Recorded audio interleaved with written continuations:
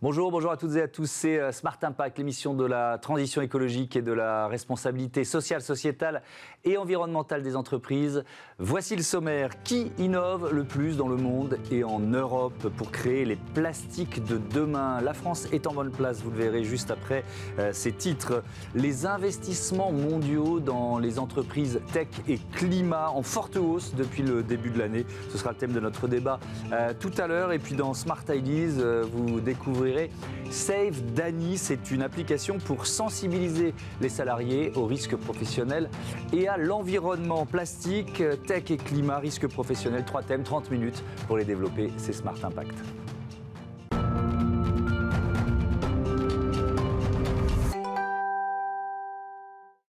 Comment inventer les plastiques de demain? Voilà le thème de cette interview avec en visioconférence Yann Meynière qui est chef économiste à l'Office européen des brevets. Bonjour, bienvenue dans Smart Impact. Peut-être une présentation de l'Office européen des brevets, c'est quoi?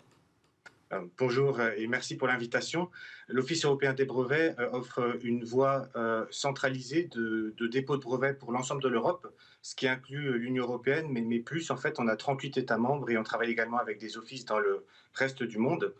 Et pour faire un examen de qualité de ces brevets, l'Office s'appuie sur 7000 employés, dont 4000 examinateurs très spécialisés et la plus grande collection de documentation d'art antérieur du monde. Ça veut dire que pour un inventeur, c'est quoi? C'est une ouverture sur un marché de quoi? 600, 700 millions de personnes quoi? C'est un appel d'air assez impressionnant, c'est ça? Exactement, l'un des enjeux de l'innovation, c'est de l'amener sur le marché. Donc le brevet permet ça en donnant une exclusivité temporaire sur l'exploitation de l'invention. Et ensuite, il faut rapidement élargir le marché. Le marché national ne suffit pas, donc il faut rapidement obtenir une protection efficace de qualité sur un marché plus large, à l'international. Et l'Office européen des brevets permet de faire ça en Europe, mais aussi donne un tremplin pour obtenir une protection dans le reste du monde. Alors, cet Office européen des brevets vient de publier une étude qui est passionnante sur les plastiques de demain. Avant de rentrer dans le détail, le principe général, c'est quoi? Une radiographie des innovations dans le secteur? Oui, c'est une bonne manière de le présenter. En fait, en tant qu'office de brevet, nous sommes placés à la frontière de l'innovation. Donc, nous voyons en premier les prochaines générations vagues de technologies. Nous avons aussi des experts, donc des spécialistes dans chaque domaine qui permettent d'interpréter ces tendances. Et ces experts sont également des spécialistes de l'information brevet. Donc, à travers le dépôt d'un brevet, on peut identifier une invention. Et donc, on peut retrouver toutes les inventions liées à un domaine précis. Et on utilise cette expertise à la fois pour des besoins internes et aussi pour informer le public sur les dernières tendances technologiques. Donc ça peut toucher des tendances comme la digitalisation, l'intelligence artificielle, mais aussi des tendances vertes ou liées aux technologies vertes. Nous avons publié un peu plus tôt cette année avec l'Agence internationale de l'énergie une étude sur les énergies décarbonées. Et cette nouvelle étude porte sur l'économie circulaire du plastique. Alors, quelques éléments de l'étude. À l'échelle mondiale, l'Europe et les États-Unis jouent un rôle de premier plan, puisque ensemble, les deux continents concentrent 60% des brevets relatifs au recyclage des plastiques et au bioplastique. Et puis, focus sur la France. La France, c'est le deuxième pays le plus innovant dans ce domaine, avec un haut niveau de spécialisation. Yann Meynière, quand on parle d'un haut niveau de spécialisation, ça se concrétise comment? Est-ce que vous avez des exemples à nous donner? Oui, alors ce que nous faisons dans l'étude, c'est une recherche systématique de tous les brevets liés à un domaine technique qui nous intéresse. Et pour cela, nous regardons l'ensemble des brevets à l'échelle mondiale. Et sachant qu'une invention peut être protégée par différents brevets dans différents pays, nous regroupons en fait ces brevets en familles, ce qu'on appelle une famille de brevets, donc l'ensemble des brevets relatifs à une invention dans un, deux ou un très grand nombre de pays. Et nous comptons ces inventions, ces familles de brevets à l'échelle mondiale, en ne retenant que celles qui sont protégées dans au moins 2 pays, donc c'est les inventions de plus grande valeur, là où il y a un vrai potentiel commercial qui est identifié. Donc ça nous donne une métrique neutre Mais par exemple, sur les pardon dernières de vous tendances. interrompre, si on rentre un peu dans le détail, il y a à la fois des startups et des grands groupes. Je vais commencer par un grand groupe comme Michelin. En quoi il est en pointe ou leader sur certaines technologies? Alors oui, Michelin est un bon exemple de la performance française. Donc dans le cas de la France, on observe des champions industriels comme Michelin, mais aussi des organismes de recherche très performants ou des startups. Et Michelin, en l'occurrence, est très présent en matière de recyclage. Donc il y a un premier bloc de technologie qui est lié à la collecte et au recyclage du plastique. Michelin est un champion dans ce domaine. Et Michelin est aussi actif sur l'innovation dans les plastiques alternatifs ou les nouvelles générations de plastique comme les bioplastiques pour les pneumatiques, évidemment. Alors, il y a Donc aussi Michelin est présent sur toute la chaîne de valeur. ouais. Il y a aussi des startups, par exemple Carbios, qui s'est fait une place de leader mondial dans le recyclage enzymatique. Là, ce qui est intéressant, c'est la rapidité du succès, d'une certaine façon. Oui, alors c'est un succès qu'on voit maintenant, mais qui a été préparé pendant plusieurs années. Mais effectivement, on observe un très beau cas d'école de technologies développées en Europe, en France, qui a atteint aujourd'hui le niveau de l'industrialisation et qui donc peut être amené dans les années qui viennent, il faut l'espérer, à être déployé à grande échelle. Ça, pour positionner le Carbios, ils sont un des champions des nouvelles générations de recyclage du plastique. Aujourd'hui, on fait du recyclage mécanique qui donne des plastiques recyclés de qualité limitée. Et la technologie de Carbios ou d'autres acteurs dans ce domaine, de nouvelles générations de technologies de recyclage, soit chimiques, soit biologiques, permet de produire du plastique de qualité vierge à partir de déchets plastiques. Yann Meinière, est-ce que la crise sanitaire a freiné le dépôt de brevets? Comment ça s'est passé? Euh, la crise sanitaire a impacté les dépôts de brevets, pas de manière massive, et ça dépend également des pays. Dans le cadre de l'Office européen des brevets, nous donnons vraiment accès à une protection internationale à l'échelle européenne et au-delà.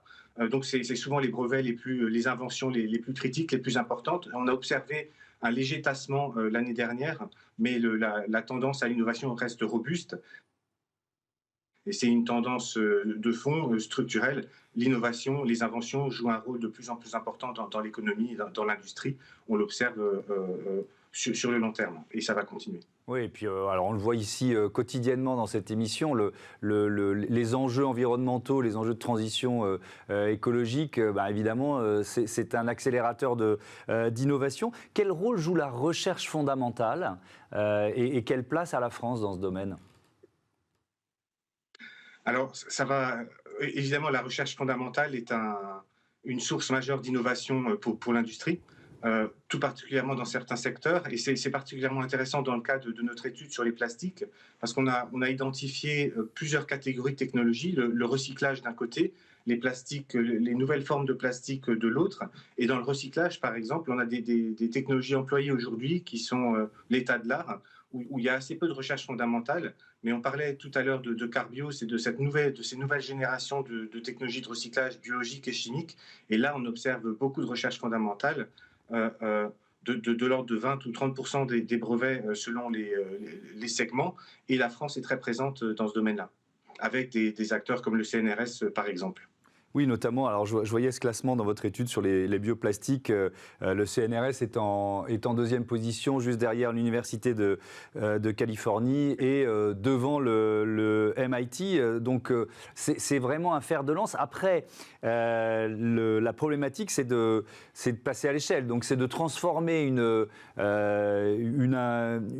innovation, enfin non, une invention en innovation et en production industrielle, si j'ose dire. Oui, alors c'est une problématique classique en Europe et en France notamment. Comment transformer les succès de la recherche fondamentale en succès industriel, comment déployer ces technologies à grande échelle. Et en l'occurrence, dans le domaine des nouvelles générations de recyclage de plastique, par exemple, la France est bien armée.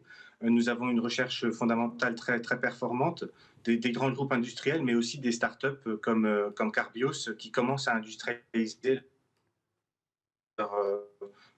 leur technologie technologie.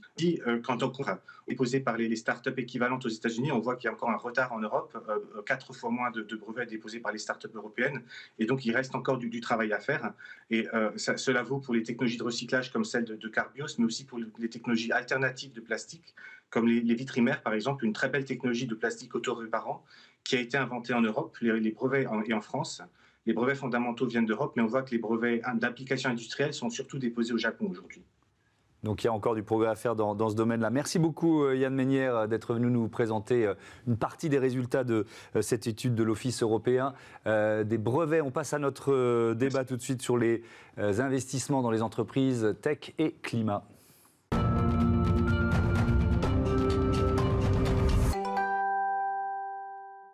Les investissements mondiaux qui explosent dans les climate tech depuis l'accord de Paris. Voilà le thème de notre débat tout de suite. Je vous présente Nathan Bonisso, bonjour, bienvenue. Bonjour. Vous êtes le cofondateur de Plan A. On va découvrir votre entreprise dans un instant. Et puis avec nous par téléphone, Laura Citron, qui est la présidente de London & Partners, qui a publié cette étude sur les investissements dans les entreprises tech et climat. Je vais vous donner la parole dans un instant, Laura Citron, mais d'abord peut-être Nathan Bonisso, il faut présenter la pépite qui est Plan A, entreprise franco-allemande spécialisée dans les logiciels de comptabilité carbone ESG, c'est ça ?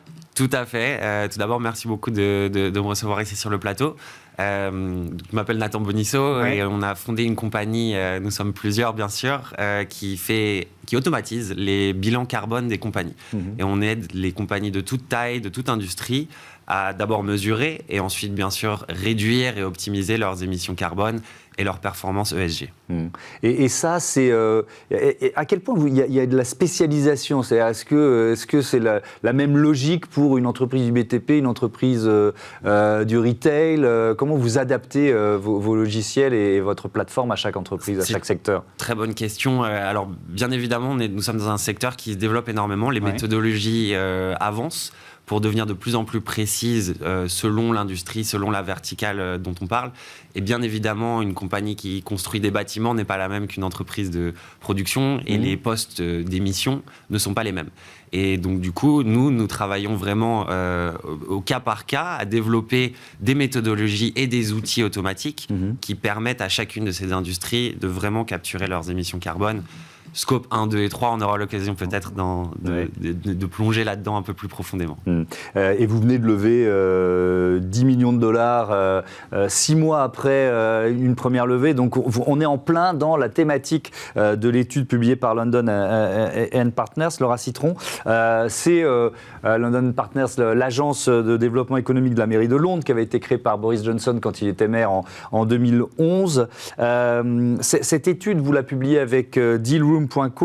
C'était quoi l'objectif de ce travail? Expliquez-nous. Bonjour d'abord et merci beaucoup de m'avoir invité. Donc à l'occasion de la COP26, nous avons fait une analyse de l'investissement de capital risque dans les climate tech depuis la signature de l'accord de Paris. Donc qu'est-ce que c'est les climate tech? Ce sont toutes les startups dont les activités permettent de lutter contre le réchauffement climatique. Donc, c'est les startups dans l'énergie, la transportation, l'économie circulaire, l'alimentation, le logiciel et bien sûr, comme plan 1, le data. Et donc, l'idée, c'était d'évaluer la tendance. Moi, il y a un chiffre qui m'a marqué. Elles ont levé ces entreprises au niveau mondial déjà 32 milliards 300 millions de dollars en capital risque depuis le début de cette année 2021. Donc l'année n'est pas terminée. Tous les records vont être battus cette année, Laura Citron?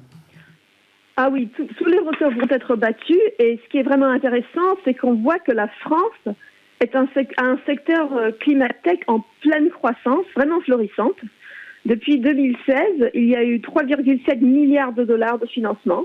Et Paris, en particulier, est un des pôles d'innovation les plus importants en Europe, avec des startups comme Backmarket, Neoen, Insect, et puis d'autres qu'on connaît bien comme Blablacar, par exemple. Et puis, si on passe à l'Europe, c'est la région qui connaît la plus rapide croissance en matière d'investissement dans les climat-tech, avec les investissements en valeur 7 fois plus élevés en 2021 déjà, et l'année n'est pas terminée, qu'en 2016. Oui, et alors si on prend la tendance 2016, 18, etc., jusqu'à 2021, c'est vraiment une courbe de croissance qui est à la fois régulière au début, mais avec une forte accélération depuis le début de cette année, c'est ça ? Oui, c'est exactement ça. Et si on regarde le nombre de levées de fonds, ça vraiment, on voit une très grande accélération qui dit qu'il y a beaucoup de croissance encore à venir.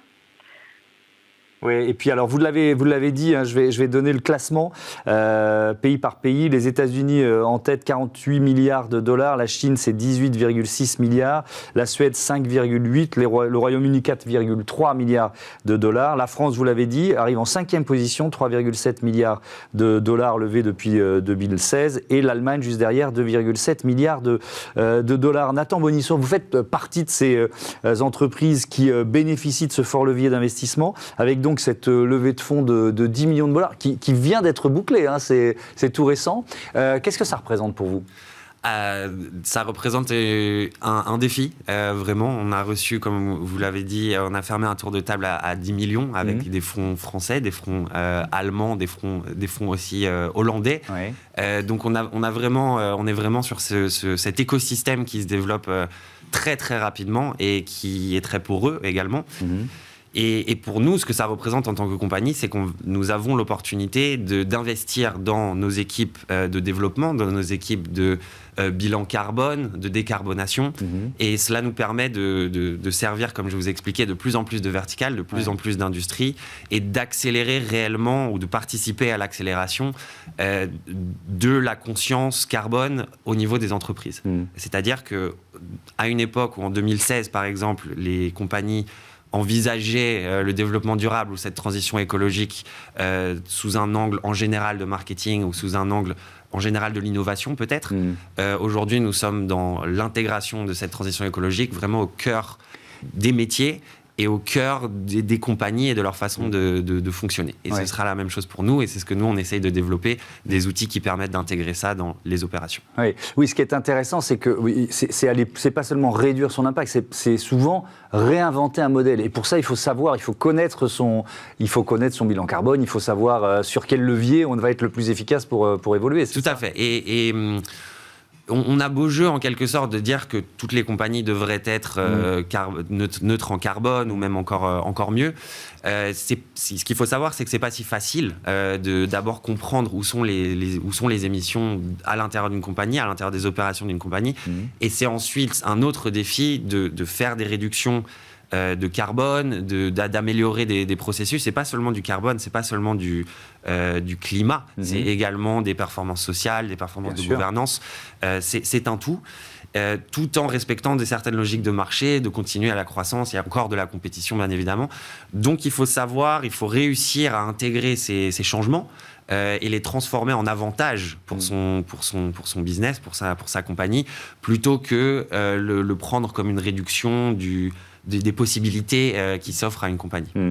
Cette levée de fonds de 10 millions de dollars, elle intervient 6 mois seulement après une première levée de fonds. C'est quand même un coup d'accélérateur. Est-ce qu'il vous surprend vous-même, ce coup d'accélérateur ? C'est assez rapide, effectivement. En général, même selon les standards du marché, d'avoir 6 mois, on a donc fermé un premier tour de table en mars, le seed round, le fameux, les premiers fonds, et ensuite 6 mois plus tard la série A, donc le deuxième tour de table. C'est déjà une preuve que Plan A s'améliore, grandit, accélère. C'est aussi bien sûr un symptôme ou un révélateur de cette dynamique du marché que Madame Citron nous présentait. Et nous sommes à l'intersection de toutes ces questions avec Plan A, de la technologie, la tech, la data, utiliser les données pour des choses qui sont un petit peu différentes que de la performance purement financière. Et également le développement de cette question, comme je vous l'expliquais, de la transition écologique, qui fait que ces deux mouvements de société et ces deux grands changements profonds de comment est-ce qu'on fait, comment est-ce qu'on crée de la richesse, comment est-ce qu'on fait de l'économie. Nous sommes là et donc nous en bénéficions. Donc oui, tout à fait, c'est une belle accélération, à vrai dire. Mais nous verrons ce que le futur nous réserve. Oui, il faut rester modeste d'une certaine façon. Laura Citron, des histoires comme celle de Plan A, il y en a quelques-unes. C'est quoi? C'est tout simplement le pari que la solution passera par la technologie. C'est ce que veut dire finalement votre étude. Voilà, c'est exactement ça. Ce qu'on voit, c'est que les entrepreneurs et les innovations ont un rôle majeur à jouer dans la lutte contre le changement climatique. Et ce qui est important, c'est que ce sont dans les villes, les villes majeures, les pôles technologiques globales, que les entreprises de Climatech fleurissent. Parce que ce sont dans les grandes villes comme Londres ou Paris ou Stockholm ou Shanghai qu'il y a un bon mélange de la régulation, du comportement du consommateur, une échelle de consommateurs qui sont motivés à changer leur comportement, de l'accès au capital de croissance, bien sûr, et un écosystème qui produit de l'innovation et qui peut soutenir les entrepreneurs aussi. Donc oui, la technologie est importante, bien sûr, et c'est une des solutions, mais il faut aussi regarder et comprendre où est-ce qu'on voit vraiment une croissance sur les centres de ce genre de start-up. Alors, il y a un autre résultat de l'étude qui m'a surpris, c'est-à-dire que depuis les accords de Paris, l'Europe est passée devant l'Asie en part d'investissements mondiaux dans ces entreprises de tech et climat. Laura Citron, c'est vraiment un dynamisme des capitales européennes? Ça rejoint ce que vous venez de dire? Oui, on voit vraiment que l'Europe est un leader dans tout ce qui est les startups dans le secteur climatech. Et ça commence avec la régulation, parce que bien sûr, l'Europe est un des leaders dans la régulation pour tout ce qui est net zéro, décarbonisation de l'économie. Mais c'est aussi parce que le consommateur en Europe est vraiment motivé, ils sont très inquiets par le changement climatique.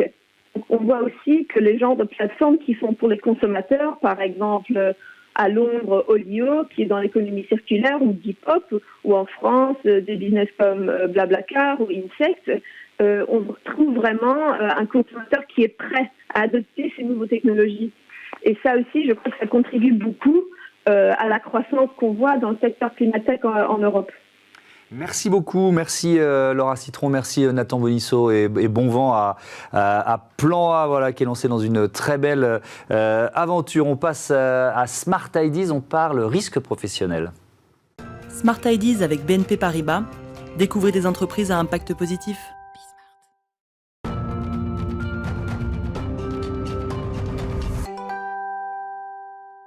Smart Ideas avec Younes Benabou, bonjour. Bonjour. Bienvenue, vous êtes le fondateur, le président de Save Dany. C'est qui Dany ? Dany, c'est un personnage dans l'application qu'il faudra protéger contre les risques professionnels. D'accord. C'est quoi cette idée d'application ? Comment elle vous est venue ? Donc en fait, j'ai travaillé dans la prévention des risques professionnels et du fait de mon parcours, j'ai pu remarquer en fait qu'il manquait une certaine innovation dans les sensibilisations. C'était souvent des affiches ou des newsletters. Le salarié était très passif lorsqu'il recevait une sensibilisation au risque. Et donc j'ai eu l'idée de créer en fait un outil un peu plus innovant qui impliquerait plus les salariés justement dans la sensibilisation aux risques professionnels. Alors il y a sensibilisation, risque professionnel, il y a aussi des messages sur l'environnement dans l'appli, il y a ces deux objectifs. Il y a en fait 7 thèmes qui sont liés à chacun un risque professionnel et un thème environnement pour mettre également en valeur les éco-gestes, les bons comportements à adopter en faveur de l'environnement. Comment elle fonctionne cette appli ? Il y a un côté ludique, puisqu'il y a un personnage animé, il y a une gamification un peu de l'exercice. Comment vous l'avez imaginé ? Donc en fait, cette application, elle est entièrement gamifiée. Oui. Qui permet en fait aux salariés de voir cela vraiment comme un jeu. Donc ils vont jouer à l'application, chercher à avoir des récompenses, monter dans le classement. Et en fait, en jouant, ils vont être beaucoup plus réceptifs aux messages justement qui correspond à des sensibilisations aux risques professionnels. Le format d'apprentissage est vraiment un format micro-learning, c'est-à-dire qu'ils vont jouer en fait 2 minutes par jour. Pas plus. Cela leur permet en fait d'être vraiment pleinement concentrés en se disant vraiment que ce sera pas long et ça leur permet en fait d'avoir un format d'apprentissage qui ne sera pas pesant en fait sur la diversité de risques professionnels. Alors le lancement officiel de Save Dany, c'est ce 8 novembre. Quel client vous visez ? Donc pour les clients, c'est vraiment dans le secteur du BTP, de l'agroalimentaire, du transport. Au niveau des cibles, c'est vraiment les responsables HSE, hygiène, sécurité, environnement, qui sont concernés, ainsi que les responsables formation. Ça leur permet en fait d'avoir un outil qui leur apporte un complément dans la prévention des risques professionnels, car en général, il faut vraiment pouvoir mettre une multitude d'actions. Et dans la sensibilisation, Save Dany vient vraiment combler le manque de sensibilisation au jour le jour concernant les salariés. C'est quoi le modèle économique? Alors, ça sera vendu donc aux employeurs. Ouais. Ça sera en général ça sera vraiment un abonnement soit mensuel, soit annuel. Et ça sera donc un abonnement par utilisateur chaque année. Vous avez intégré la French Tech, le French Tech Tremplin, parce que c'est un tremplin. Qu'est-ce que ça a représenté pour vous dans l'aventure de Save Dany? Un immense tremplin. Donc vraiment, je l'ai intégré il y a un peu moins d'un an. Et cette intégration m'a permis déjà de booster mon réseau. J'ai pu rencontrer énormément de personnes compétentes dans l'entrepreneuriat qui m'ont permis d'accélérer mon projet, de pouvoir le peaufiner pour qu'il corresponde encore mieux à la réalité du terrain, de rencontrer de nouvelles personnes. Une aide financière également. J'ai pu créer donc la V1 tout au long de l'année qui vient de passer. Et voilà, donc maintenant elle est prête. La phase de bêta a été réalisée avec un réseau vraiment de partenaires HSE. Ça vous aurait pris quoi? 1 an, 2 ans de plus? C'est difficile de répondre à une telle question, mais quand on parle d'accélérateur. Alors je dirais que ça m'a pris vraiment 3 ans, si on compte vraiment dans la globalité, car il aurait fallu déjà une première année pour pouvoir bien réfléchir à l'idée, commencer à la structurer, suivi d'une année au sein de l'incubateur Time to Start, qui m'a permis d'acquérir en fait les outils d'entrepreneuriat. Ce fut ma première expérience en fait dans l'entrepreneuriat. Et suite à l'incubateur Time to Start, j'ai pu enfin intégrer la French Tech Tremplin et nous y sommes maintenant. Donc ça vous a pris 3 ans et difficile de savoir combien de temps ça vous aurait pris sans le French Tech Tremplin. Quels autres partenaires pour créer une appli comme celle-là? Parce que l'objectif, c'est de partager les bonnes pratiques. Donc comment vous les avez validées, identifiées, ces bonnes pratiques? Alors, concernant ces bonnes pratiques, d'une part, j'ai pu avoir plusieurs expériences dans la prévention des risques professionnels, ce qui m'a permis déjà de pouvoir créer une première base de contenu. Ensuite, j'ai un réseau de partenaires, donc par exemple l'INEPS, qui est un institut d'expertise et de formation sur les risques professionnels. Ils sont toujours là derrière, par exemple, pour pouvoir analyser les QCM, par exemple, vérifier que le contenu est bien pertinent et adapté au terrain. Et en parallèle de l'INEPS, il y a un réseau de partenaires, de responsables et d'animateurs HSE qui me disent régulièrement leur retour tout au long de la construction du projet pour dire si ça leur correspond ou pas à la réalité du terrain et concernant la pertinence des questions. Merci beaucoup, merci Younes Benabou. Bon vent à Save Dany, lancé donc ce 8 novembre. Voilà, c'est la fin de ce numéro de Smart Impact. Merci à toutes et à tous de votre fidélité, à Bismart, la chaîne des audacieuses et des audacieux. Salut.